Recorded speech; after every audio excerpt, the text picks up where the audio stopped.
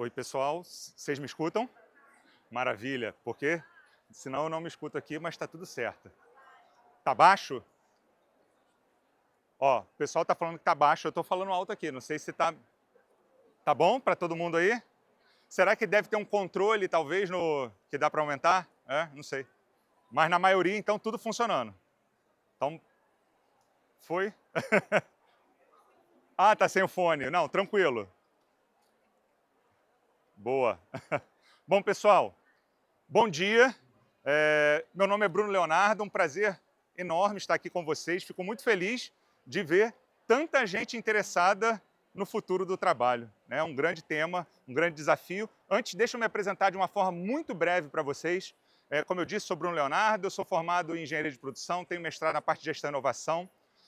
Fui empreendedor durante 20 anos, tive 2 empresas de educação, vendi essas 2 empresas. A mais recente era uma plataforma de educação, foi vendida para o grupo BTG Pactual, para Exame, onde eu fui lá nos últimos quase 3 anos vice-presidente da Exame, de educação, né? E hoje estou aqui com muito prazer representando o DOT, onde eu sou diretor comercial e de marketing. Então, obviamente, depois qualquer um fique convidado para a gente conversar um pouquinho mais, porque eu vou estar todos esses 3 dias aqui também no evento, ali no stand do DOT. Então, obviamente, a gente sempre deixa o último cargo, que é o mais importante, para o final, não é verdade, pessoal? É que eu sou conselheiro do Flamengo. Dito isso, eu me sinto apresentado para vocês. É um tema, quem acha que não é relevante, é extremamente relevante. Inclusive, a gente está em Copa do Mundo, né? Isso é muito importante. Está tudo certo. Bom, gente, eu vou trazer aqui para vocês alguns insights, não só desses últimos 20 anos que eu trabalho no mundo da educação, junto a grandes empresas, a grandes instituições, mas também de tendências muito recentes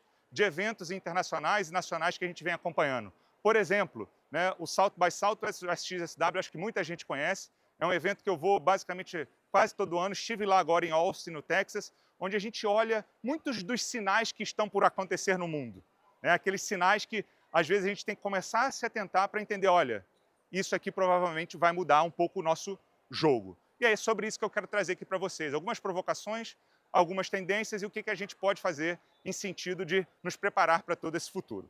Obviamente, fiquem à vontade, eu vou reservar um tempo, tá, para que vocês possam fazer qualquer pergunta. Então, no final, eu abro esse tempo aqui, já pego ali meu microfone e a gente pode interagir também, tá bom? Combinado? Vamos lá, pessoal. Deixa eu botar aqui a apresentação. Foi aí? Maravilha. Vamos falar então um pouquinho desse futuro do trabalho, essas tendências globais, power skills, né? E essa cultura de aprendizagem que a gente tem na era da inteligência artificial. Eu já me apresentei a vocês, sou Bruno Leonardo, tá? Quem quiser depois aí seguir, marcar Instagram, a gente está sempre produzindo conteúdo lá, @BrunoBCL. Bruno, BCL é super fácil, e @o DOT vocês vão achar e marcar a gente lá também, tranquilo, para a gente continuar essa conversa no mundo digital. Bom, gente, vou começar com Rohit. Quem não conhece, olha só, gente, tem um monte de pessoas aqui muito interessantes que eu vou botar aqui nessa palestra, que depois vocês podem seguir em redes sociais, em artigos que eles produzem, newsletters. É muito legal porque eles estão sempre trazendo esses insights. O Rohit é um desses caras que vale a pena vocês seguirem. E ele fala isso aqui, olha, você está preso no óbvio, você está preso nas coisas que você conhece, então você é incapaz de imaginar as coisas que não conhece. Por que eu abro essa nossa conversa com esse slide? Porque, muitas das vezes, conhecer o novo é o que faz a gente expandir a nossa mente para ganhar repertório dentro de um mundo que está em constante transformação. Eu digo que hoje, ter um repertório extenso talvez seja uma das principais armas que a gente tenha para se preparar num mundo em que as habilidades estão mudando muito rápido. Bom, dito isso, olha só, grandes temas que eu, Bruno, vi esse ano de 2025 em principais eventos internacionais que a gente acompanhou e que eu estive presente. Obviamente, né, a IA, a inteligência artificial, ela está no centro. Não tem como negar. Qualquer evento que você vá, seja ele de cultura, de educação, de tecnologia, de trabalho, a IA é o tema mais falado pelos palestrantes, né, pelas pessoas, pelas perguntas e assim por diante. Porém, tem algumas coisas interessantes aqui, ó. Conexões humanas. Gente, olha o que a gente está vendo aqui nessa sala lotada. Obviamente, vocês não vêm num evento como esse somente para consumir conteúdo. E nem deveriam. Mas também para o quê? Se conectar. É um grande ponto, importante. Privacidade, saúde social, desextinção. Como assim, Bruno, negócio de desextinção? É aquele negócio de Jurassic Park, é isso mesmo. Aí vocês estão achando, não, o Bruno está brincando. Não, não estou brincando. Teve uma palestra, por exemplo, lá em Austin, nesse evento, que a pessoa estava falando sobre essa questão da genética e da computação evoluindo tanto que você já consegue o quê? Trazer à vida espécies que eventualmente estavam o quê? Extintas. Isso aqui é só para mostrar um pouco do poder evolutivo que a gente está agora numa velocidade surreal. Creator Economy, gente, isso aqui é fundamental para o mundo que a gente está vivendo, eu vou falar um pouco mais. Biotecnologia Quantum, aí vocês falam assim, Bruno, pelo amor de Deus, a gente ainda nem entendeu muito bem o que a IA generativa está causando no nosso negócio, você já vem com Quantum? Sim, eu já venho com Quantum, e é importante a gente estar atento a esse tipo de coisa. Bom, só um pouquinho desse mar de palavras, mas eu vou começar, antes da tecnologia, falando disso aqui. Saúde social. Alguém já tinha ouvido falar sobre esse termo com essas palavras? Saúde social? Não, né? É engraçado porque, de fato, ele foi um termo novo para mim esse ano de 2025. E eu adorei quando ele foi cunhado nesse evento, né? E aí, gente, a gente hoje, obviamente, sempre teve muito cuidado, muitas soluções ao longo do mundo para o quê? Saúde física. Ponto, maravilha. Mais recentemente, vocês vão ver ao longo da feira aqui, diversas soluções que também vão apoiar o quê? Saúde mental. Então, está bem pacificado a importância de saúde física, saúde mental. Só que a Kesley, que é uma palestrante que abriu o South by Southwest esse ano, em 2025, ela foi a palestra de abertura, ela falou, é urgente a gente falar sobre saúde social. E por que é urgente a gente falar sobre isso, gente? Olha só, muitas pessoas hoje se sentem desconectadas. Olha esses dados, como é que eles chamam a nossa atenção. 1 a cada 4 pessoas se sente razoavelmente ou muito solitária. Se a gente incluir aí, né, esse número sobe para 2 se for razoavelmente. Então, razoavelmente se sentem solitárias quase 50% das pessoas no mundo. É um dado que chama muito a nossa atenção, né? Outra coisa, 20% não tem ninguém com quem contar ou para pedir ajuda. E as pessoas passam mais de 2 semanas sem conversar com um amigo ou um familiar, às vezes em média. Então, gente, quando a gente começa a olhar esses dados, principalmente pós-pandemia, a gente começa a entrar num conceito de que a gente precisa também cuidar das conexões da nossa saúde social, porque isso vai ter impacto no resto, seja na nossa saúde física ou na saúde mental. E olha o que é Esther Perel, essa é outra, é uma mulher fantástica que qualquer um aqui deveria seguir também. Ela produz conteúdos maravilhosos, inclusive tem um podcast. E ela fala sobre isso aqui, olha, a qualidade dos nossos relacionamentos determina a qualidade da nossa vida. E não é só ela que está falando isso. Para quem, por exemplo, já acompanhou aquele estudo extenso de Harvard, com mais de 70 anos de dados, fala, né, que a qualidade dos nossos relacionamentos é um dos principais fatores relacionados à nossa felicidade. Então, isso tudo aqui para falar, gente, o quão é importante e urgente vocês, que são representantes, muitos aqui líderes de muitas áreas de RH, de treinamento e desenvolvimento, começar a trabalhar esse tema internamente. Por quê? Dentro da organização tem muita gente solitária, tem muita gente se sentindo desconectada. E às vezes vocês param e pensam assim, olha, meus funcionários estão desconectados da minha marca. Na verdade, talvez eles estejam desconectados de tudo. Falta para eles uma conexão social, né? E aí, gente, certamente a gente não pode falar do futuro do trabalho sem analisar o impacto da tecnologia. Então, eu começo essa minha fala só chamando a atenção para um tema que é fundamental para esse nosso futuro do trabalho, futuro das pessoas. Mas, óbvio, que eu não vou me furtar a falar de tecnologia aqui, obviamente. E aí, gente, eu trago a MWeb. Essa aqui muita gente já deve conhecer. Inclusive, ela tem um relatório que é sensacional, tá? Que é um relatório que eu já mostro o relatório, mas olha só o que ela fala, olha. Os novos líderes precisarão de fluência digital e conhecimento profundo sobre tecnologias emergentes. Aí vocês devem estar pensando, poxa, Bruno, aí fica difícil, né? Eu tenho que ser especialista em conexão humana e tenho que ser especialista em tecnologias emergentes? Sim. Bruno, mas nós somos aqui do RH, nosso negócio é gente e pessoa, não é tanta tecnologia. Não existe mais isso, né? Muitas das vezes, né, no passado, eu sei que hoje, essa fala minha é até antiga, mas no passado a gente falava, não, minha parte é mais de pessoas aqui. Sim, hoje, qualquer área de negócio, qualquer líder, ele tem que entender muito de gente, mas tem que entender muito de tecnologia, principalmente das tecnologias emergentes que hoje estão transformando qualquer processo nosso de negócio.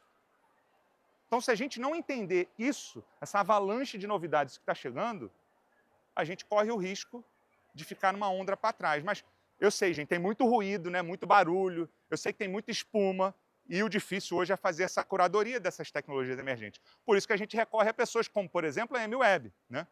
Então, por exemplo, ela tem um relatório de 1000 páginas de tendências em tecnologia e futuro de 2025. Depois botem lá no Google, MWeb, relatório de tendência e futuro. Vocês vão ver um relatório que é setorial, tá? Ela tem impacto das tecnologias para cada um dos segmentos e setores da economia. Então, vale muito a pena depois vocês buscarem esse relatório e tentar entender, no contexto da sua empresa que é impactada por essa economia, o que pode ser as principais tecnologias emergentes. Tá? Bom, mas eu trago, obviamente, aqui um resumo. Eu li, tá? As 1000 páginas. Não foi o ChatGPT, estou brincando, foi o ChatGPT que me ajudou. Não tem como, né, gente? Nesse mundo de hoje, 1000 páginas. Óbvio que a gente lê, principalmente os setores que mais interessam, mas não tem como ler o relatório inteiro. Mas eu trouxe aqui para vocês 3 principais tendências. Primeira, inteligência viva, convergência da IA com biotecnologia e sensores. Como assim? Isso mesmo, sistemas que aprendem, se adaptam e evoluem por conta própria. Ou seja, são sistemas que, com inteligência artificial unido com biotecnologia, já não precisam mais de interface humana para eles evoluírem. Calma aí, Bruno, mas a gente está numa série aqui de Black Mirror? Não. Isso aqui já é realidade. Tá? Isso já está acontecendo. E eu vou falar um pouco mais. A era dos modelos de ação. IA deixa apenas de responder para agir. Ou seja, em vez da gente apenas gerar texto, a IA agora pode prever comportamentos, tomar decisões e executar tarefas complexas de forma autônoma. Alguém hoje já usa IA de forma autônoma na sua organização? Aqui, levanta a mão. Ninguém? Está vendo a oportunidade? Isso hoje já tem solução simples e acessível para isso acontecendo no dia a dia. Ah, Bruno, custa milhões? Não. Certamente não. A corrida da energia para sustentar a IA. Como todos sabem, IA gera muita energia, tem essa discussão pela sustentabilidade, e isso foi discutido lá no evento. E, inclusive, gigantes da tecnologia começam a investir diretamente em energia nuclear. Eu sei que é um momento difícil para a gente falar disso, né? Principalmente que vive-se uma guerra por conta de, né, a questão da energia nuclear, porém, a discussão é como que a gente vai sustentar esse gasto energético. É uma grande discussão que está acontecendo. Tá? Outra tendência que veio forte em 2025 foi a computação quântica. Gente, não se sintam frustrados se vocês não sabem ou não entenderem o que é computação quântica. Eu, como falei na minha apresentação, sou engenheiro. Eu fiz, por exemplo, na graduação física quântica. Certamente, até hoje, depois de 6 meses estudando isso, eu não sabia o que era quase no final, tá? Então, me junto a vocês, que é super complexo o tema, mas a gente tem que tentar trazer aqui para vocês que isso está começando a acelerar diversos setores. Por exemplo, esse aqui é o Arvin, que é CEO e presidente da IBM, e ele falou essa frase lá no evento. Olha só, a computação quântica é como álgebra usando esteroides. Ao invés de determinística, ela vira probabilística, consegue resolver contas que o computador simples não consegue.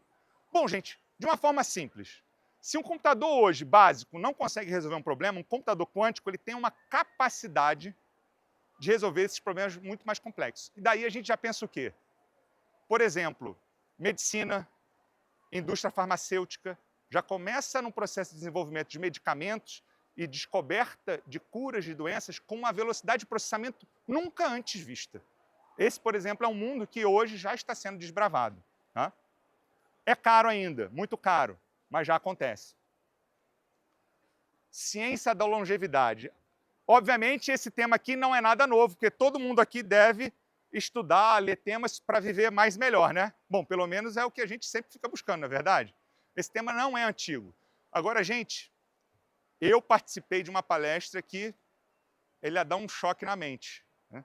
Era com um professor de Harvard e um de Columbia, e era assim, ah, Bruno, mas professor dessas universidades aí tem um monte. Não, eram pessoas que lideravam laboratórios com mais de centenas de cientistas, trazendo para a gente hoje o que está acontecendo na ponta do estudo da longevidade. Envelhecimento, por exemplo, pode ser perda de informação. Como assim, Bruno? Sabe o que eles descobriram no laboratório deles? Olha que coisa louca.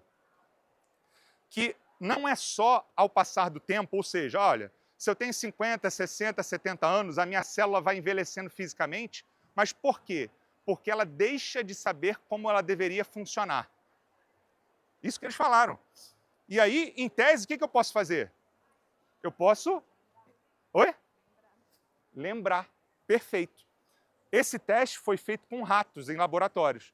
Pegaram ratos que já eram muito velhinhos e que ficaram cegos naturalmente e fizeram um reset das células. O que aconteceu? O rato voltou a enxergar. É isso. Esse é um nível. Próximo passo, teste em humanos. Você pode, por exemplo, reverter, né, órgãos, doenças. Olha que loucura que a gente está vivendo. É um reset biológico. Mas a gente vai viver mais e como, né? Avanços podem prolongar a vida para 120, 150 anos, mas a qualidade de vida é o verdadeiro desafio. No final da palestra, uma pessoa chegou para esse professor e fez a seguinte pergunta: você tem um pai ou mãe vivo, não sei o quê? Se sim, você faz o que para que eles vivam mais e melhor? Aí ele falou, eu tenho meu pai, tem 85 anos, e eu acho que o grande ponto é, primeira coisa, comer bem. Segunda, dormir bem. Terceira, se exercitar. Depois vem tudo isso aqui. Olha, ele respondendo, hein? Um cientista. Então, a questão é, não adianta a gente achar, né, que nós aqui vamos viver 120, 150 anos e deixar para resolver lá na frente, tá? Esse é o ponto de atenção aqui nessa discussão. Bom, mas além dessa fronteira da longevidade, da biotecnologia, a Cindy Carter também é uma mulher genial, que sempre traz inspirações interessantes, e ela trouxe 10 mitos sobre a inteligência artificial. Será que vocês aqui estão imersos em alguns desses 10 mitos? Vamos ver. Mito 1. IA é apenas tecnologia. Gente, qual é a realidade? A IA já está transformando todos os setores, desde logística até entretenimento, e a McKinsey ela estima que vai adicionar 13 trilhões de dólares ao PIB global até 2030. 2030, gente, é daqui a 5 anos, só para fazer a conta rápida, tá? Mito 2. IA não pode ser confiável. Gente, confiança depende de como que a gente adota uma governança, uma ética, uma construção de dados para que ela seja confiável. Ponto. Mito 3. IA vai substituir todos os empregos. Relatórios já apontam, sim, de fato, vai ter um deslocamento, funções que vão deixar de ser necessárias. Isso é fato. Elas vão desaparecer. Só que a adição de novas funções, ela é o quê? Superior. Então, o saldo, ele é positivo. O ponto é, aonde que a gente fica nessa curva? Na negação da IA no nosso mundo ou na adoção dela? Porque eu sei que mudança dói, é difícil. Nós, por natureza, somos resistentes, mas a gente tem que entender que o futuro, ou a gente se adapta, ou a gente não consegue seguir. Esse é o ponto 3. 4. Minha marca não será impactada para IA. Bom, vou pular esse, né? Não preciso nem falar. Implementar IA é muito difícil. Gente, ferramentas low-code e no-code estão hoje completamente disponíveis para qualquer um. Vocês aqui duvidariam se vocês conseguissem criar um aplicativo sem saber programar? Qualquer um aqui nessa sala consegue hoje, tá?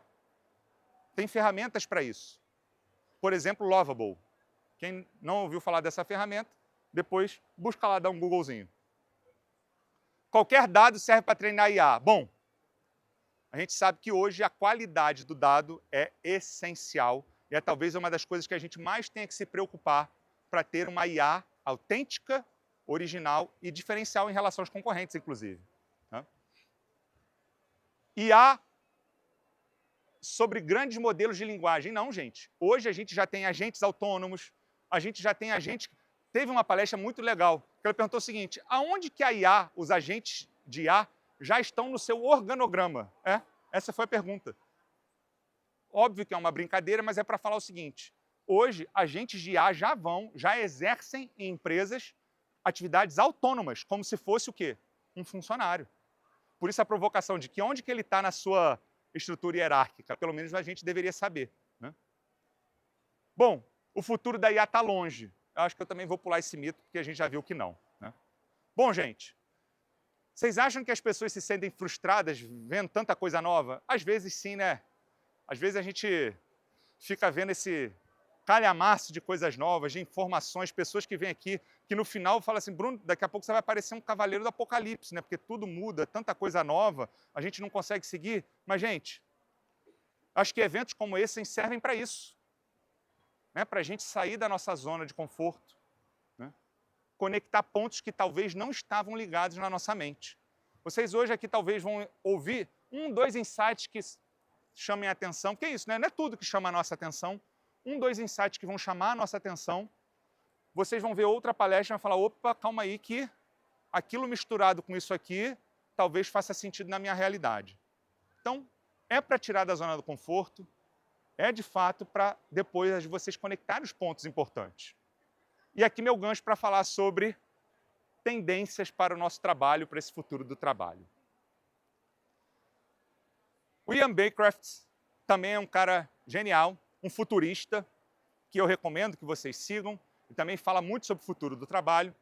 E ele fala o seguinte, né? Como não sabotar as transformações IA enquanto a gente está moldando, né, o futuro da empresa. Porque não dá, né? Vamos falar assim, para tudo aqui na empresa, vamos agora pensar o futuro e depois a gente volta. Não existe essa realidade em nenhum mundo. A gente tem que estar ali em constante evolução. Mas por que tantas empresas falham e adotaram a inteligência artificial? Já pararam para pensar nisso? Vocês têm algum tipo de resposta na mente de vocês? De por que tantas empresas hoje falham em adotar a inteligência artificial? Resistência certamente é uma dessas, né? Gestão à mudança, mindset. Eu acho que tem um ponto cultural muito forte. Então, eu acho que é o seguinte, gente, para mim esse slide aqui, tá?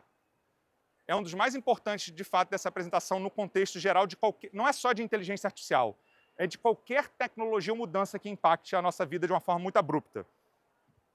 Em vez da gente otimizar processos antigos com IA, as empresas precisam pensar transformação real, reimaginar como trabalham, aprendem e criam valor. Qual o senso mais comum hoje? Eu pego uma inteligência artificial e insiro ela num processo meu já existente. Não tem nenhum problema nisso, tá, gente? Só para deixar claro. É uma excelente forma de você começar a testar, provar valor. Ponto. Mas é isso que vai transformar?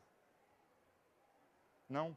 Gente, o futuro não é os nossos processos atuais, modelos de trabalhos atuais, com um monte de IA e agentes de IA plugados. O futuro, ele é uma nova forma de trabalhar que vai ser reimaginada por esse mundo com inteligência artificial. Então, se a gente não entender isso, a gente vai jogar o jogo errado. Esse é o ponto para mim aqui. Mas isso, obviamente, exige mudança. Só vocês que estão nessa sala vão conseguir transformar a organização sozinho? Não. A gente precisa da liderança transformada, entendendo isso. A gente precisa dos principais sponsors, a gente precisa do time letrado sobre esse desafio. Ele é muito maior, mas é uma mudança cultural. Tá? Highlights aqui. Bom, especialistas estão sendo superados, generalistas substituídos. Muita gente fala assim, mas e agora? Eu tenho que ser um especialista? Eu tenho que ser um generalista? Nesse mundo de Bruno, o que vai salvar o meu crachá, o meu emprego? O Ian, ele fala uma coisa que eu acho genial e eu gosto. Gente, na verdade, é uma mistura disso, tá? Por quê? A IA aprende mais rápido que qualquer especialista e generalista sem direcionamento perde relevância. Né? Então, o diferencial agora está o quê? Conectar disciplinas e gerar valor. Esse aqui é muito impactante para um congresso como esse. O prazo de validade das habilidades está encolhendo. Gente, eu trabalho com trilha, gestão de competências, enfim, isso há mais de 20 anos. Eu lembro no passado, não vou falar nem cliente nem empresa, assim, de grandes empresas que a gente montava trilhas de aprendizagem que duravam 5 anos. Claro, há 20 anos atrás isso fazia sentido. Hoje, o prazo das habilidades encolheu. A gente está falando de 2 anos e meio, 2 anos, talvez uma habilidade já não seja mais válida. E o Ian ainda provocou, falou, daqui a pouco serão, sabe o quê? 6 meses. Aí você fala assim, Bruno, mas então tudo que você falar aqui de conceito técnico morreu e não serve mais para nada. Por isso que eu volto ao passo atrás. Mindset, cultura. Como é que a gente se adapta a um mundo que o prazo das validades está encolhendo? Como é que eu penso a minha área de treinamento e desenvolvimento, a minha área de aprendizagem, a minha cultura de aprendizagem para um mundo em que o prazo dessas habilidades vai encolher cada vez mais rápido? Essa é a grande provocação. A nova guerra será pela capacidade de aprender rápido. Simples. Parece que a gente fala sobre lifelong learning, lifelong learning há tanto tempo, e sim, tem livro, tá, gente, de 1929 que fala sobre lifelong education. Tem um livro desse, depois bota no Google. Por que é um desafio? Porque às vezes não é tão necessidade, mas essa necessidade agora chegou, tá? Gente, conhecimento virou commodity. Vocês sabiam que, olha, esse dado me chocou, hein? 99% do conteúdo, do conhecimento que está disponível na internet hoje já está codificado nas principais LLMs. Seja aí o ChatGPT, seja o Gemini, seja o Claude, ele já está codificado lá. Se 99% do conhecimento que é público na internet já está codificado, qual é o nosso diferencial? E aí? É o quê? É o conhecimento proprietário, conhecimento individual, conhecimento da organização. Como é que a gente vai codificar esse conhecimento, essa gestão do conhecimento que a gente tem dentro da organização para dentro? E aí isso é pensando como organização, agora pensa como profissional. Como é que você vai criar uma voz autêntica e original para não ficar no LinkedIn postando um monte de post que qualquer IA poderia gerar? É botando o seu conhecimento proprietário e original, treinando a sua inteligência artificial para isso. Né? Então, gente, a era do criativo generalista, ou seja, do generalista criativo chegou. Ele não é só especialista, ele não é só generalista, ele combina aprendizado acelerado, criatividade e adaptabilidade. Bruno, para qualquer área? Acho que vocês podem responder. Para qualquer área, né? Não tem essa. Bom, o problema aqui, gente, é o seguinte, as equipes nunca tiveram tanta informação disponível, mas também nunca tiveram tão perdidas, né? Funcionários perdem 2,4 bilhões de horas por ano apenas procurando informação. É tipo, vamos marcar uma reunião para a gente falar sobre aquele dado que eu não consegui achar? Pô, gente, marcar uma reunião para conseguir descobrir uma informação, vocês estão rindo, mas olha só, a gente faz isso toda hora, né não? Quer tempo jogado mais fora do que esse? Agora, se a minha organização tivesse codificado essa informação e ela tivesse acessível para os meus colaboradores atuarem de uma forma tão mais rápida que não pudessem perder tempo com reuniões, será que eu teria mais valor gerado para a minha organização, para a minha companhia? Certamente, né? 56% dos trabalhadores só conseguem acessar a informação por meio de reuniões, o que gera um desperdício de tempo. Gente, uma loucura, né? Mais uma reunião, né? Mais uma reunião. A solução possível. A IA pode revolucionar essa produtividade, fornecer informações instantaneamente, reduzindo o número de reuniões. Gente, agora imagina como que vocês podem se tornar super-homens e super-mulheres. Chega lá na empresa, segunda-feira, e fala assim, olha, eu vou reduzir 30% das reuniões. Pronto, promovido, diretor de inovação. Vai. Porque qualquer um vai querer te promover se você reduzir 30% das reuniões, não é não? Eu sei que é difícil, é um número meio abrupto que eu estou falando, mas é uma brincadeira para falar o seguinte, gente, e se a gente pensar uma forma de codificar e dar uma maior produtividade a esse acesso das informações? Né? Agora tem um problema nessa história, né?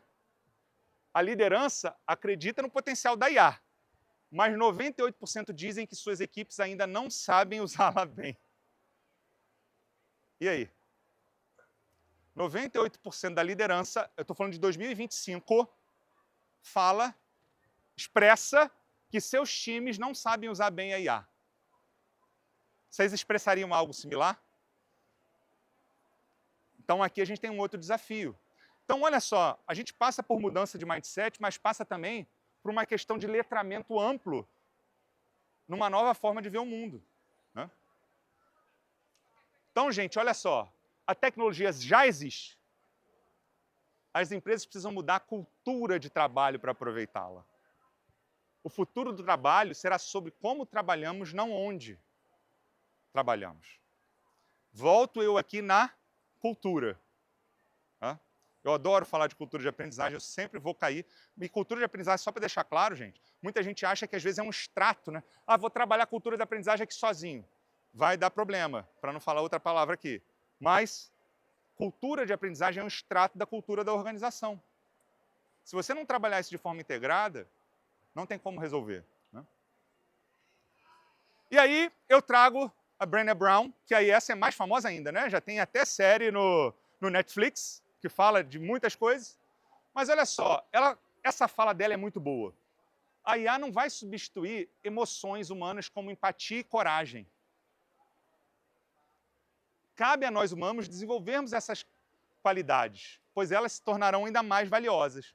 Então, a verdadeira liderança em tempos incertos exige habilidades humanas profundas, como empatia, comunicação autêntica e inteligência emocional. Vou repetir, comunicação autêntica, não comunicação pasteurizada por LLMs. Bruno, você não usa então LLM para apoiar seus textos, suas falas? Claro que eu uso, mas com muita interação, com muito treinamento, dando a minha voz, feedback, para que a coisa saia no meu tom, no meu conteúdo autoral, na forma de expressar esse conhecimento. Tá?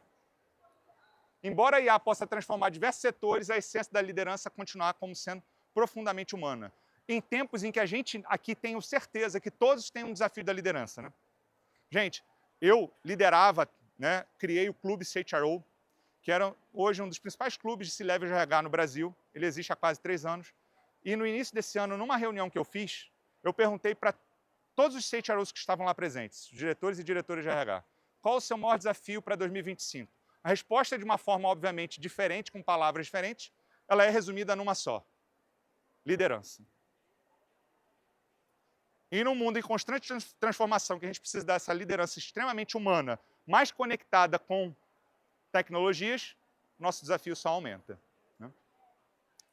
E aí eu trago, então, na minha concepção, na minha visão, por exemplo, quem aqui já usou uma funcionalidade do ChatGPT que se chama investigar, ou em inglês, Deep Research? Levanta a mão aqui, você já usou, você ali atrás. Gente, pouquíssima gente, hein? Sabe o que é Deep Research? É o seguinte, você chega lá, começa a conversar com o ChatGPT, habilita essa funcionalidade, ele vai buscar, varrer uma base de dados infinita para te trazer informações consolidadas como se fosse um relatório de inteligência de mercado. Ele leva, às vezes, de 15 a 20 minutos para te responder. Tá? Eu faço isso aqui todo mês. Um Deep Research de relatórios de habilidades, de relatórios de gaps de desenvolvimento, mundo, Brasil. Óbvio, entro lá e vejo se a fonte está linkada, está confiável. Gente, ele é um assistente meu de inteligência de mercado. Sabe, ele mudou a minha vida, sabe por quê? Porque eu só fazia essa lista aqui de ano em ano, né? Porque dá um trabalho. Hoje eu consigo fazer ela de mês em mês. Ah, muda muito? Não muda não, tá? Mas óbvio, eu estou fazendo a Deep Research para saber o seguinte, será que tem algum sinal, algum ruído ali que eu não estou ouvindo? E eu rodo essa minha inteligência de mercado todo mês ali. Depois testem, tá? Bom, segundo essa minha experiência de conversar hoje com os principais CHROs do Brasil, de mapear o que a gente vê dos nossos principais clientes e todos esses relatórios de inteligência de mercado, para mim, essa aqui são as 7 top power skills para o presente, tá? Não tem futuro aqui, tá? 1. Agilidade de aprendizagem. 2. Pensamento crítico e analítico. 3. Inteligência emocional e saúde social. 4. Fluência em inteligência artificial e tecnologias emergentes. Bruno, eu tenho que começar a entender profundamente de quanto? Não, não acho, mas você tem que entender que tem que estar lendo sobre, está entendendo se aquilo ali já está impactando o seu setor econômico. Liderança e influência social. Por que liderança e influência social? Nossos líderes, eles precisam cada vez mais influenciar, engajar, ter poder de persuasão no bom sentido, de negocial, de comunicação. A gente não precisa só de uma liderança que não é mais autêntica e humana. Por isso é liderança e influência social. Criatividade e pensamento inovador. A IA não vai matar a criatividade, tá, gente? Só vai matar quem não sabe usar. E cultura de experimentação e adaptabilidade. Para mim, Se eu tivesse que resumir hoje as 7 principais, é óbvio que podem ter algumas para determinados setores que pode variar. Essas são as que mais vão impactar um profissional aí para os próximos 2, 3 anos. Tá? Enfim, claro, tá, gente? Eu me coloco à disposição para a gente conversar sobre isso de forma detalhada, o porquê, o que está dentro dessas skills, mas eu trouxe só um resumo aqui para vocês. E aí, eu vou fechar aqui a minha fala trazendo algumas outras, né, tendências e coisas interessantes que eu vi nesses eventos, tá? Para que aí eu possa abrir para vocês, se quiserem fazer alguma pergunta. Creator Economy, estão atentos sobre isso? Deveriam, hein? Ó, o ano da profissionalização, 86% das empresas dos Estados Unidos vão utilizar marketing de influência em 2025. Gasto com anúncios e vídeo social vai superar a TV linear pela primeira vez na história. Olha isso. Tá? Por que a relevância de a gente falar desse tema? Marketing de influência já cresceu para um mercado de 10 bi de dólar. Tá? E criadores agora integram campanhas em múltiplos formatos, além de redes sociais. Não só mais em rede social. Aí vocês devem estar falando assim, Bruno, mas aqui, a gente aqui é responsável pela empresa, né? O que isso tem a ver com o nosso mundo? Bom, tem a ver o seguinte, a ascensão dos criadores B2B. Né? Daqueles criadores que não só mais são aqueles criadores de massa. Ah, Bruno, então um influencer é aquela pessoa que tem 5 milhões de seguidores, 2 milhões de seguidores, não. Por exemplo, eu fui conversar, o HubSpot, que é uma ferramenta, um CRM, ele tem hoje uma diretora de ecossistema de influenciadores. Olha isso, hein? HubSpot, que é uma ferramenta de CRM, ou seja, vende para empresas. Ele tem, só que eles buscam o quê? Micro-influenciadores, aqueles que têm 5 mil, 10 mil seguidores, que estão ali fazendo a influência no seu nicho, dando autenticidade no conteúdo. Então, olha só, criadores devem ser especialistas no nicho, não apenas influenciadores genéricos. Isso é muito interessante. E aí, parcerias e estratégias de conteúdo, gente. Você misturar influenciadores externos com influenciadores internos. Amanhã eu vou fazer uma palestra aqui também que vai falar sobre marketing e educação e eu vou entrar um pouco mais nisso, que é, gente, cada vez mais nós como RH com tremendo desenvolvimento temos que incorporar skills de branding, de marketing, de comunicação, de influência no nosso mundo. Porque o desafio da atenção é gigantesco. Eu não sei nem como é que vocês estão sentados aí há 40 minutos, não foram todo mundo embora, né? Brincando, mas é assim. É muita competição de notificação, de atenção. É uma loucura que a gente vive hoje, concordam? Então, a gente vai ter que incorporar cada vez mais skills de gestão da atenção. Scott Galloway trouxe impactos na economia e na sociedade. Olha só que interessante, hein? O YouTube já ultrapassou Netflix em termos de horas assistidas, hein? Canal YouTube. Olha que loucura. E podcast é a nova fronteira. Não, calma assim, Bruno. Como assim podcast é a nova fronteira? Sim. Um dos meios de comunicação que mais crescem no mundo, que mais estão sendo alocados em investimento, advertisement e pessoas olhando para isso. Podcast. Muito interessante. Tá? Ele acredita, por exemplo, Scott Galloway, que o podcast vai ter um impacto maior nas eleições e na opinião pública do que a TV tradicional já em breve. Né? E aí, gente, para a gente quase que encerrar, eu volto com quem começou. Lembra do Rohit? Né? Ele, esse ano, fez uma palestra sobre 7 coisas não óbvias para a gente entender as pessoas e tentar antecipar esse futuro. Eu que sou uma pessoa, né, eu adoro essa coisa do futuro do trabalho, porque você está sempre estudando, mapeando sinais, conectando pontos e tentando trazer um pouco de noção prática do que a gente pode sair daqui e fazer na sequência. Né? E o Rohit, ele falou o seguinte, a gente pode decodificar isso, talvez em 7 coisas não óbvias, para vocês também se tornarem esses pensadores aí do futuro, que pode ser uma coisa interessante também. Tá? Vamos lá. Ser humano é a vantagem. Tecnologia ajuda, mas a essência humana é insubstituível. Ponto. Tá? Identidade molda crenças. Entenda a origem das pessoas para entender as suas decisões. Gente, assim, se você trata todo mundo igual, acabou a forma como você quer engajar, como você quer liderar, como você quer comunicar. Você sabe de onde as pessoas que estão ao seu redor, no seu time, no seu mundo, no seu nicho, de onde que elas vieram? Que cultura moldou a crença delas? O que impactou nas decisões que elas tomam? A gente precisa entender isso. É muito mais do que aquela coisa de persona. Olha, minha persona é XYZ de tantos anos, de tanto... Gente, é muito mais sobre de onde que essas pessoas vieram, como é que elas moldaram as suas crenças. Se você entende isso, o jogo muda.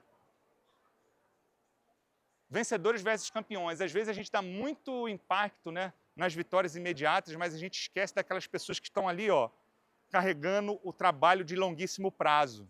Então não esqueçam de celebrar, obviamente, as vitórias. Como já dizia Steve Jobs, não merece triunfar quem não sabe celebrar.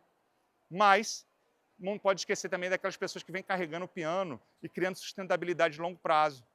São muito importantes para o nosso negócio, né? O óbvio pode ser distração. Esse é genial, né? Muitas vezes está todo mundo aqui... Gente, o óbvio pode ser apenas uma distração para o nosso processo de olhar para o futuro. A inovação acontece onde ninguém está olhando. Esse é um grande ponto. Surpreenda-se. Gente, isso aqui não é um conselho só para treinamento e desenvolvimento, para carreira pessoal, é para a sua vida. Se você não estiver se surpreendendo em algum momento, tem alguma coisa errada. Se é tudo muito previsível, se é tudo muito estável, tem alguma coisa errada acontecendo. E o futuro vai estar em interseção desses mundos que se cruzam, culturais, sociais e pessoais. Não adianta a gente querer liderar num mundo onde a gente não entende de cultura, de pessoa, onde a gente não está conectado, onde a gente não fala de saúde social. E, ao repensar as nossas certezas e questionar o nosso status quo, porque a gente adora ser cheio de certeza, né? Não, eu sou assim, eu acredito nisso e ponto final. Quando a gente questiona esse status quo, a gente abre espaço para não descobertas, revelações de novas perspectivas que vão desafiar o que a gente julgava imutável. Gente, nesse mundo que a gente vive, é muito difícil achar alguma coisa imutável. Claro, tem acho que valores, cores centrais são imutáveis, mas a gente tem que entender que muita coisa está mudando, né? E é para isso, né? Lembra? O único futuro que a gente pode criar é aquele que a gente consegue imaginar. Então, se vocês não conseguirem imaginar, voltei à frase, coisas novas, novos repertórios, novas formas de se mudar o ambiente que a gente vive, a gente não vai conseguir. E se a gente ficar imaginando um futuro de crises e medos, a gente toma decisões baseadas nisso, tá, gente? Esse é o ponto. Agora, se a gente enxerga oportunidade, conexão, a gente molda um amanhã diferente. Que tipo de futuro você está imaginando? Crises, medos ou oportunidades e conexões? A Tracy já falou, ó, se não imaginarmos um futuro diferente, acabaremos presos em versões recicladas do nosso passado. Eu não desejo que ninguém aqui fique preso, né, em versões recicladas do seu próprio passado, que a gente possa, de fato, se surpreender e criar um futuro diferente. Bom, gente, para mim, a conclusão é essa, uma convergência. Esse é o futuro entre tecnologia, criatividade e conexão humana. Aqui está o futuro para mim. Futuro do trabalho, futuro das organizações e da nossa carreira. E eu acho que a gente tem que moldar essas nossas discussões baseadas nisso, tá? Eu vou deixar aqui meu QR Code, que é o meu LinkedIn. E embaixo está o Instagram. Se conectem da forma que achar melhor para a gente continuar essa discussão. Vai ser um prazer, eu adoro falar sobre esses desafios de aprendizagem que a gente tem nas organizações. A gente aqui no DOT também adora falar sobre isso. E eu deixo a minha conexão, mas vou abrir para que vocês possam... A gente tem aqui, ó, olha só, 15 minutinhos para quem quiser fazer alguma pergunta, alguma interação. Vai ser um prazer. Alguém tem alguma pergunta? Senão eu boto, se não tiver, que eu boto aqui, ó. Se tiver, é só levantar a mão que ela pode até levar um microfone. Vocês estão tímidos? É o primeiro dia, é isso? Vocês estão tímidos, né? O primeiro dia, não é isso? Ali, ó, tem uma pergunta aqui.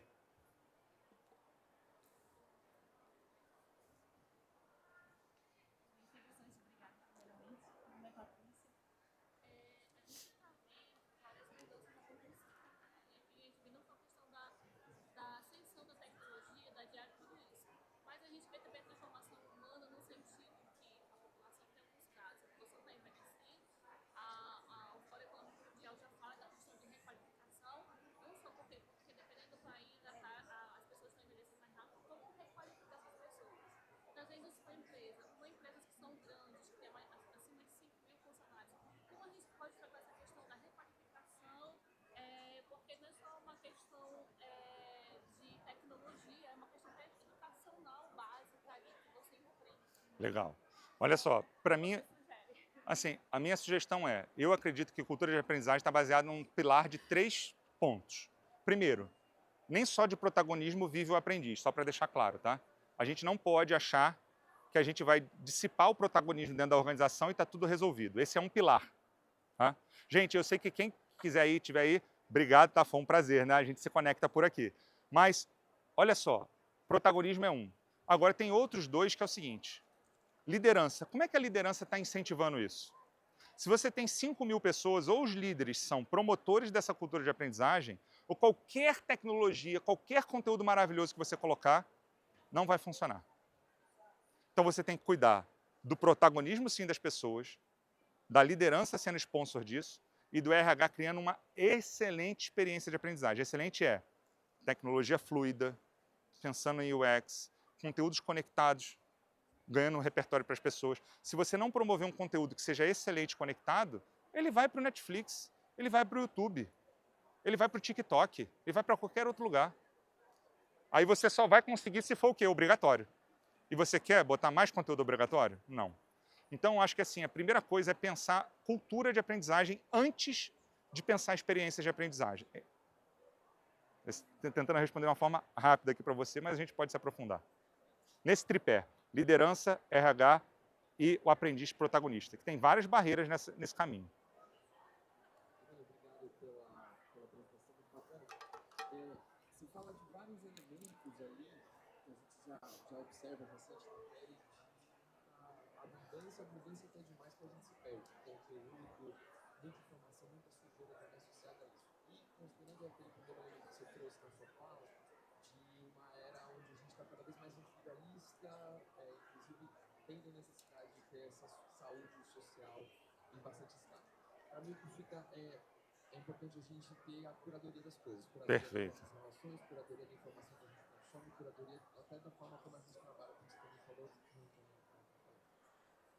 para a gente não cair naquele paradoxo de escolha infinita e não saber para onde a gente vai. Meu ponto é, que dica você dá para a gente melhor fazer esses processos de curadoria? Seja do que a gente consome, do que a gente fala, de como a gente se projeta, inclusive.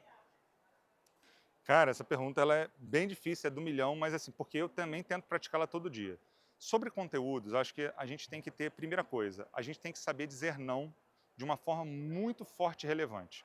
Por quê? A gente começa a olhar, vocês podem ter olhado aqui uns 10 referências assim de nomes. É para vocês seguirem? Não. Assim, só que o instinto humano é, eu quero conhecer todas as novidades.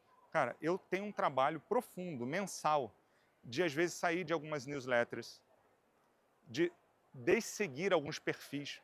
E aí é o seguinte, o perfil não tem nada a ver assim se eu gosto ou não gosto. Assim, a minha rede depende do que é. Por exemplo, o Twitter, eu olho lá para ver futebol. É diversão, eu entro lá, diversão. Eu sei que o que está ali, os perfis que eu estou seguindo, é aquele momento que eu vou entrar lá e vou me divertir, vou ver besteira de futebol e tudo mais. Quando eu entro no LinkedIn, você tem que tomar um... Senão você fica só consumindo poeira, lixo, ruído. Ah, mas aí vou tirar a conexão.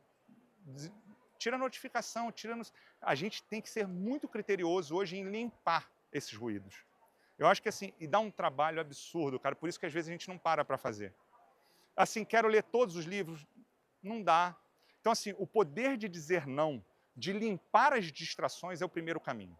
Meu celular não toca uma notificação, cara, nenhuma. Então assim, a gente tem que proteger o nosso tempo. A minha agenda da semana, ela tem tempos bloqueados para raciocínio, para reflexão, em que eu estou lá com a minha inteligência artificial, conversando, treinando ela, deixando ela cada vez mais robusta. Então, se você não proteger o teu tempo, você não vai conseguir fazer essa curadoria. Acho que, assim, esse é, para mim, cara, acho que é um dos principais pontos. Claro que, assim, tem coisas mais profundas nessa história, mas acho que proteja seu tempo, senão alguém vai usar ele da forma que você não planejou. Né?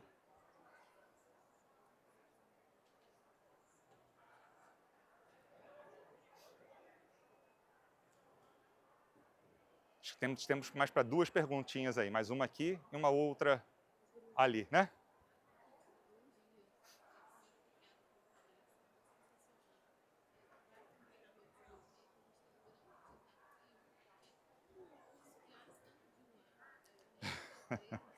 É o que ele estava falando aqui agora há pouco, né?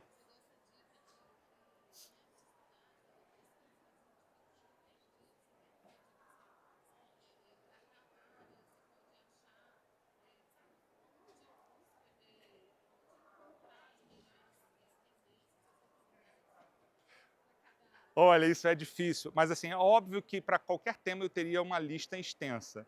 Eu fui empreendedor durante muito tempo, tech, educação. Então, óbvio que eu tenho a minha lista extensa de curadoria que eu faço. Vou dar, assim, exemplo. Eu acho que assim, você tem que começar a seguir pessoas que elas ajudem você nessa curadoria. Elas vão estar postando conteúdos que já têm uma curadoria prévia.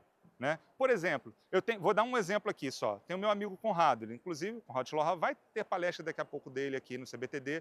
Ele é uma pessoa, para não falar de mim, né? Mas assim, é óbvio que o que eu posto lá e cito fonte, poxa, eu estou numa curadoria extensa ali para fazer aquilo. Conrado é um deles. Outro, já ouviu falar no Josh Bersin ou Bersin? Gente, é um dos principais influenciadores que existe de RH hoje. Vocês têm que seguir esse cara. Ele produz relatórios fantásticos sobre IA, sobre RH, sobre treinamento e desenvolvimento. Josh Bersin, por exemplo. E você vão ter algumas fontes de negócios que vão ser mais também interessantes para isso. Então, acho que assim, é difícil, mas você pode começar seguindo pessoas que você já tem uma validação social para começar a ver da rede dela ali o que ela está curando para você. Uma forma mais rápida aqui, tá? É um caminho, que essa curadoria leva tempo. Então, temos uma última pergunta aqui.